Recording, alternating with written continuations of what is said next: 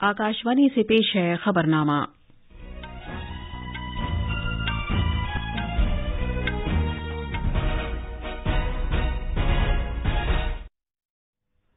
आदाब। खबरनामे के साथ मैं शबाना बेगम। पहले इस वक्त की अहम खबरें। गुजरात में दूसरे मरहले के असेंबली इंतखाबात की मुहिम आज शाम खत्म हो जाएगी। वजीर आजम नरेंद्र मोदी ने हाल ही में खला में भेजे गए मसनूई सैयारचे ओशियन सेट 3 के जरिए भेजी हुई हैरतअंगेज तस्वीरें शेयर की हैं। सदर जमहूरिया द्रौपदी मुर्मू आज माजूर अफराद को बाख्तियार बनाने के तईं ताउन के सिले में कौमी अवार्ड्स अता करेंगी। सीबीआई ने दिल्ली आबकारी पॉलिसी घोटाले के सिलसिले में पूछताछ के लिए तेलंगाना के वजीर आला की बेटी के कविता को तलब किया है। अमरीकी सदर जो बाइडेन ने कहा है कि वो भारत की G20 की सदारत के दौरान वजीर आजम मोदी की हिमायत करेंगे। और फीफा आलमी कप में स्विट्जरलैंड सर्बिया को 3-2 से हराकर प्री क्वार्टर फाइनल में पहुंच गया है। ब्राजील ने कैमरून से 1-0 से शिकस्त खाने के बावजूद क्वालीफाई कर लिया है और आज से नॉकआउट मरहला शुरू हो रहा है।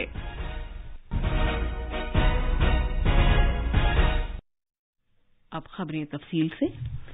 गुजरात में दूसरे मरहले की पोलिंग के लिए इंतखाबी मुहिम आज शाम खत्म हो जाएगी। इस दौरान आज सभी सियासी पार्टियां वोटरों को लुभाने के लिए हतमी कोशिशें कर रही हैं। दूसरे मरहले में 14 जिलों की 93 सीटों के लिए पीर को वोट डाले जाएंगे। उत्तर प्रदेश के वजीर आला योगी आदित्यनाथ, मरकजी वज़रा स्मृति ईरानी और पुरुषोत्तम रूपाला रैलियां और रोड शोज करेंगे। आम आदमी पार्टी लीडर और पंजाब के वजीर आला भगवंत मान, पार्लिमानी रुकन संजय सिंह और मकामी लीडर अल्पेश कथीरिया, कांग्रेस के रियासती सदर जगदीश ठाकुर, पार्लिमानी रुकन शक्ति सिंह गोहिल आज मुख्तलिफ मकामात पर इंतखाबी मुहिमों में हिस्सा लेंगे।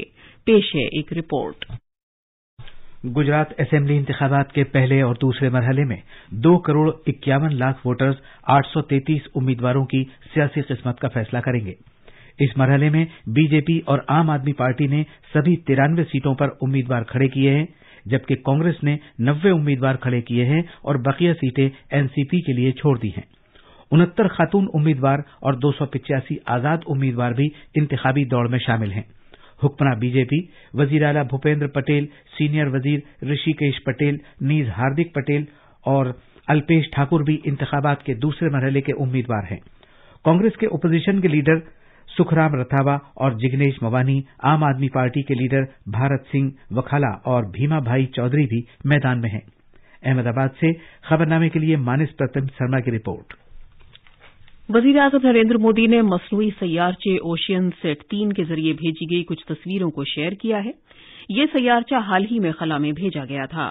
जनाब मोदी ने मुकम्मल तौर पर साफ इन रंगीन तस्वीरों को शेयर करते हुए कहा कि खलाई टेक्नोलॉजी की दुनिया में इस पेशरफ्त से मुल्क को समुद्री तूफानों की बेहतर तौर पर पेशगोई करने और हमारे साहिली इलाकों में मईशत को फरोग देने में मदद मिलेगी।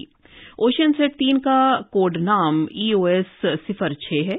इस सैयारचे ने पिछले हफ्ते को खला में भेजे जाने के महज 3 दिन बाद 29 नवंबर को गुजरात के कच्छ, बहरे अरब और हिमालय पहाड़ की तस्वीरें भेजी थीं। वजीर आजम ने 28 नवंबर को अपने मन की बात प्रोग्राम में PSLV C-54 को खला में भेजने की तारीफ की थी और इसमें यह जिक्र किया था कि किस तरह भारत ने भूटान के लिए एक मसनूई सैयारचा खला में भेजा था, जिसे इसरो की मदद से मुश्तरका तौर पर तैयार किया गया था। जनाब मोदी ने खला के शोबे में प्राइवेट कंपनियों की तरफ से अदा किए गए अहम रोल की वजह से जबरदस्त तरक्की का भी जिक्र किया। उन्होंने भारत के उन नौजवानों में एक नए जोशो खरोश और वलवले का भी जिक्र किया जो इस शोबे में ऊंचे ख्यालात के हामिल हैं और बड़ी कामयाबियों के बारे में सोचते हैं। आप कल्पना कर सकते हैं कि जो बच्चे कभी चांद तारों को देखकर आसमान में आकृतियां बनाया करते थे, उन्हें अब भारत में ही रॉकेट बनाने का मौका मिल रहा है। स्पेस को प्राइवेट सेक्टर के लिए खोले जाने के बाद युवाओं के ये सपने भी साकार हो रहे हैं। रॉकेट बना रहे ये युवा मानो कह रहे हैं, sky is not the limit. साथियों, भारत स्पेस के सेक्टर में अपनी सफलता अपने पड़ोसी देशों से भी साझा कर रहा है। भारत ने एक सैटेलाइट लॉन्च की जिसे भारत और भूटान ने मिलकर डेवलप किया है। ये सैटेलाइट बहुत ही अच्छे रिजोल्यूशन की तस्वीरें भेजेगी, जिसे भूटान को अपने प्राकृतिक संसाधनों के प्रबंधन में मदद मिलेगी। इस सैटेलाइट की लॉन्चिंग भारत भूटान के मजबूत संबंधों का प्रतिबिंब है। आज माजूर अफराद का बैनुल-अक़वामी दिन मनाया जा रहा है। इस मौके पर सदर जमहूरियत द्रौपदी मुर्मू दिल्ली में आज माजूर अफराद के बैनुल-अक़वामी दिन मनाने की तकरीब में मेहमान खुसूसी होंगी। तकरीब का एहतमाम समाजी इंसाफ और तफवीज़ इख्तियारात की वजारत कर रही है। सदर मुर्मू अफराद, इदारों, तंजीमों, रियासतों और जिलों को माजूर अफराद को बाख्तियार बनाने के तई गैर मामूली हुसूलियाबियों और काम के सिले में सालाना कौमी अवार्ड से नवाजेंगी। समाजी इंसाफ और तफवीज़ इख्तियारात के वजीर डॉक्टर वीरेंद्र कुमार इस तकरीब की सदारत करेंगे। माजूर अफराद को बाख्तियार बनाने के 2021 और 2022 के कौमी अवार्ड्स मुख्तलिफ जुमरों के तहत दिए जा रहे हैं। ये जुमरे हैं सर्वश्रेष्ठ दिव्यांगजन, श्रेष्ठ दिव्यांगजन और श्रेष्ठ दिव्यांग बाल या बालिका। पेश है एक रिपोर्ट। माजूर अफराद का बैनुल-अक़वामी दिन 3 दिसंबर को पूरी दुनिया में मनाया जाता है। इसका मकसद माजूर अफराद के मामलात को उजागर करते हुए उनके बुनियादी हुकूक, वक़ार और बहबूद को यकीनी बनाना है। अक़वाम मुत्तहिदा के मुताबिक 1 अरब माजूर अफराद में से 80% का ताल्लुक तरक्की पजीर मुल्कों से है। भारत में मरकजी हुकूमत सबकी शमूलियत वाले एक ऐसे समाज की तामीर के लिए सख्त कोशिशें कर रही है जिसमें दिव्यांग जन की तरक्की के लिए मुसावी मौक़े दस्तयाब हों ताकि वो एक फ़ाल, महफूज और बावक़ार जिंदगी गुजार सकें। इसके लिए मरकजी हुकूमत सुगम भारत अभियान और हुनरमंदी की तरक्की के कौमी एक्शन प्लान जैसी स्कीमों का निफाज कर रही है। आकाशवाणी दिल्ली से खबरनामे के लिए भूपेंद्र सिंह की रिपोर्ट। तहकीकात के मरकजी ब्यूरो सीबीआई ने तेलंगाना के वजीर आला की बेटी के कविता को तलब किया है। उन्हें दिल्ली की आबकारी पॉलिसी से मुतालिक घोटाले के सिलसिले में पूछताछ के लिए बुलाया गया है। सीबीआई ने उनसे मंगल को नई दिल्ली या हैदराबाद में हाजिर होने को कहा है। सीबीआई आम आदमी पार्टी सरकार की तरफ से दिल्ली आबकारी पॉलिसी तश्कील देने और इस पर अमल दरामद करने में मुबैना बेज़ाब्तियों की छानबीन कर रही है। कविता तेलंगाना कानून साज कौंसिल की रुकन है और उनका नाम साउथ ग्रुप के अरकान में शामिल है। इन्फोर्समेंट डायरेक्टोरेट की रिमांड रिपोर्ट के मुताबिक ताजिर विजय नायर ने, जो इस केस के तहत गिरफ्तार है, आम आदमी पार्टी के लीडरों की तरफ से एक ग्रुप से 100 करोड़ रुपए की रिश्वत हासिल की थी जो साउथ ग्रुप कहलाता है। कविता ने एक बयान में कहा कि उन्होंने तहकीकाती एजेंसी को बता दिया है कि वो मंगल को हैदराबाद में अपनी रिहाइशगाह पर सीबीआई अफसरान से मिल सकती हैं।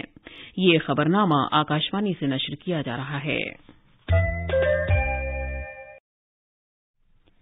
अमरीकी सदर जो बाइडेन ने कहा है कि वो भारत की G20 सदारत के दौरान अपने दोस्त वजीर-ए-आज़म नरेंद्र मोदी की हिमायत करने के मुंतज़िर हैं।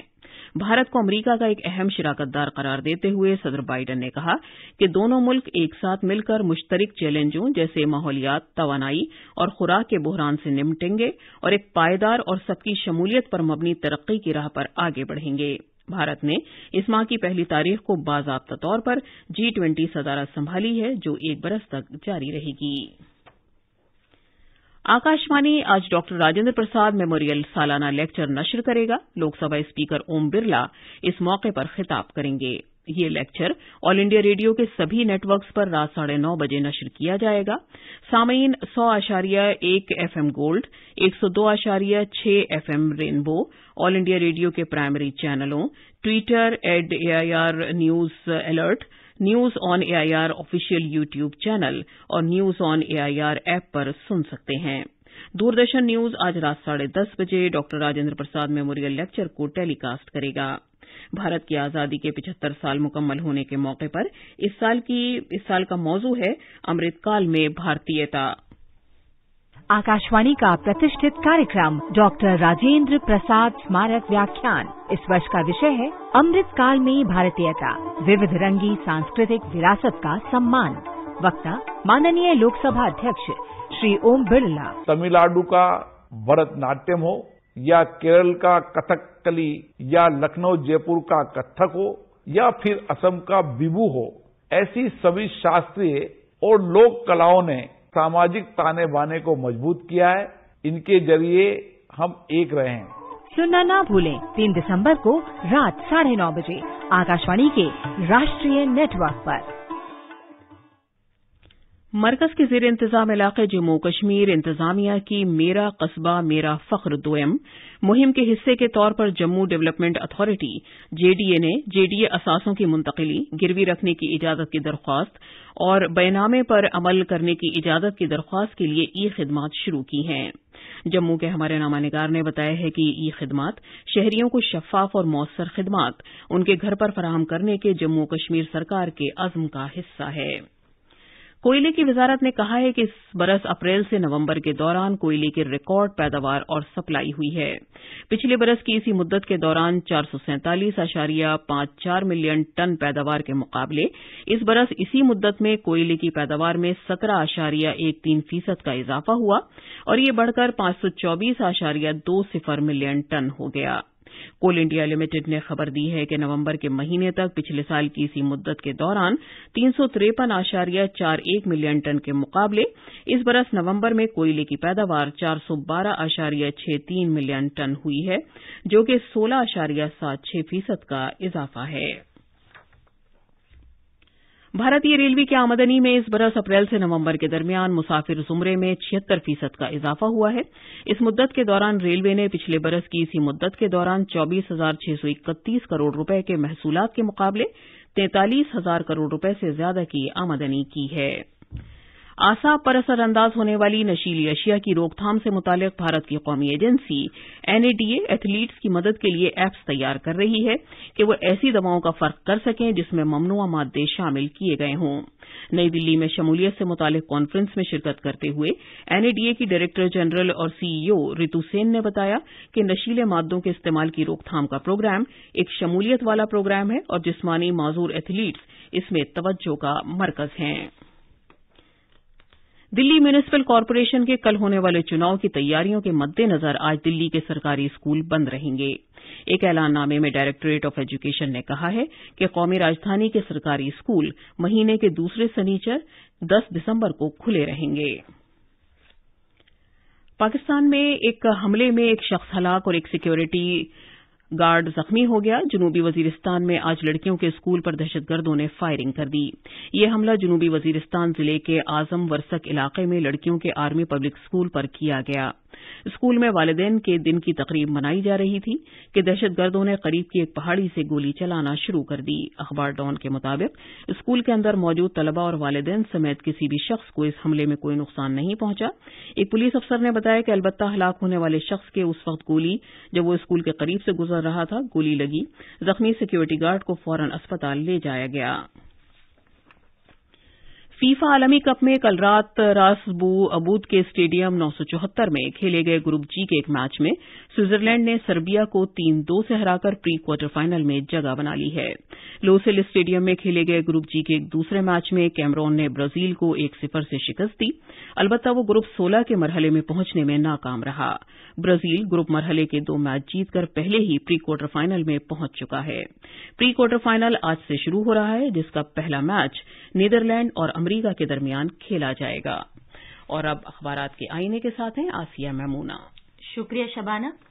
राजधानी दिल्ली से शाये होने वाले आज के सभी अखबारात ने अलग अलग खबरों को अपनी शह सुर्खी बनाया है। रोजनामा राष्ट्रीय सहारा की शह सुर्खी वजीर दिफा राजनाथ सिंह के दिफा से मुंसलिक पार्लिमानी मुशावरती कमेटी की मीटिंग से खिताब की खबर पर मबनी है। बहरिया कोस्ट गार्ड को जदीद तरीन जंगी जहाजों से लैस किया जा रहा है। रोजनामा प्रताप ने हफ्ते को सदर जमहूरिया द्रौपदी मुर्मू के माजूर अफराद को इनामात तकसीम करने की खबर को सफ़े अव्वल पर शाये किया है।